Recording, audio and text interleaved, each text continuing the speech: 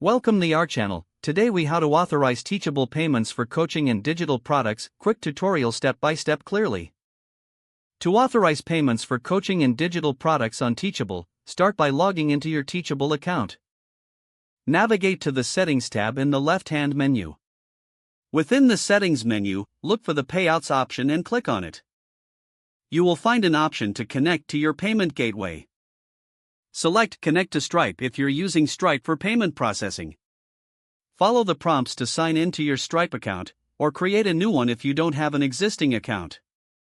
Once signed in, authorize Teachable to access your Stripe account by clicking Allow.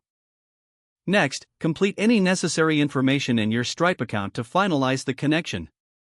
If you prefer using PayPal, choose Connect to PayPal instead. Log into your PayPal account and grant Teachable permission to access your account. After completing the payment gateway setup, return to the payout settings in Teachable. Set your desired payout schedule, whether daily, weekly, or monthly. Review all payment settings to ensure everything is correct. Once everything is confirmed, you are now ready to receive payments for your coaching and digital products. Remember to test the purchasing process with a small transaction to confirm your setup is working smoothly. This completes your setup for authorizing payments on Teachable. If the page does not load, refresh the browser or try again in a private or incognito window.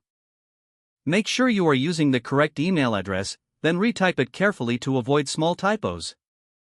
If your password is not accepted, use the reset option and create a new strong password you can remember. Check your spam folder for verification or security emails, then complete any requested confirmation steps. Enable two-factor authentication if available to improve account security and reduce unauthorized access risk. After signing in, review your profile details so your contact information and settings are accurate and correct. If you see an error message, note it down and try again after restarting your device and internet connection. Log out when you finish, especially on shared devices, to keep your account and payment information secure. If the page does not load, refresh the browser or try again in a private or incognito window.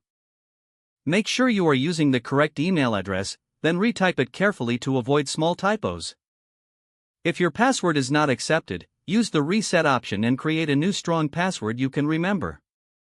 Check your spam folder for verification or security emails, then complete any requested. Don't forget to like this video and subscribe to our channel for more step-by-step tech guides.